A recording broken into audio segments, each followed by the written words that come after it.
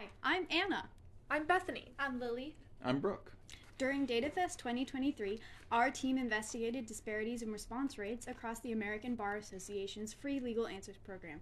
In order to calculate rates of attorney response, we used the taken by attorney Uno column from the questions dataset. If the column value was null, we counted that as a non-response. We noticed a large discrepancy between response rates of the two states with the largest number of questions, Texas and Florida. These states appeared to have begun the FLA program at a similar time, had a similar number of active attorneys, number of attorney hours, and questions asked. However, response rates in Florida were 87%, as opposed to 47% in Texas. This led to our research question: what accounts for the difference in response rates among states? We narrowed down our dataset by limiting our timescale to start on January 1st, 2020 and end on January 24th, 2022. To ensure the data we were using was beefy enough, we grabbed only the states with roughly over 100 questions per month, or 2,400 questions in total over the 2 years. To answer this, we calculated the number of unique attorneys per state that logged on any time to the website within our 2-year timescale. We also calculated the total number of hours per state. This allowed us to calculate the average time spent per attorney by state. We compared this against the response rate and graphed it in a scatter plot. We also plotted the average number of questions per active attorney over the response rate. And all of this allowed us to better explain the disparities we found within Georgia, Oklahoma, and Arizona. All of these states had a low number of hours logged by the attorney, as well as a very high number of questions per attorney. This is especially true in Arizona because there are almost 160 questions per attorney. It's clear that demand far outweighs supply in these states. Texas was not as straightforward. They had a similar number of questions per attorney as Florida, but with a much lower response rate. Even more strangely, they had an exorbitant amount of hours spent per question. We looked to see if there was a higher number of average posts per question, but Texas didn't seem to be any different than any other states. We turned to some outside research to make sense of this response variation. We looked at pro bono policies for states and found that 4 of them required attorneys to report the number of pro bono hours per year. 6 states allowed attorneys to voluntarily report the number of pro bono hours.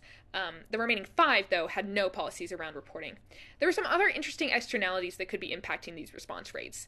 New York State requires 50 hours of pro bono work for admission to the bar. Florida, Tennessee, and Wisconsin have a culture of doing more pro bono work than other states. A 2018 report found that Tennessee ranked second in a survey of attorneys in 24 states, with 67% reporting having done some pro bono work. This was similar to the 57% in Wisconsin and the 52% in Florida. This contrasts greatly with the 38.4% of Texas attorneys that completed some pro bono work.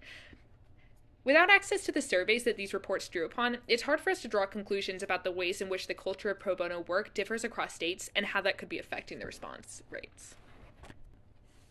We also investigated how accessible the link for each state's free legal answers was on each state's Bar Association website.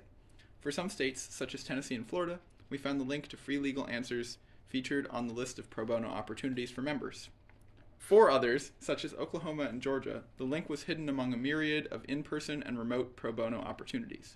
We found it difficult to create a metric for this disparity. We attempted the number of clicks that it takes to get to the page, but this was difficult to standardize among the vastly different website layouts. We finally decided we would create a Boolean variable for whether or not the FLA link was featured and easily noticeable on the pro bono opportunity website for lawyers who were not searching outright for the website. Then we plotted it. This appears to have an effect on response rates.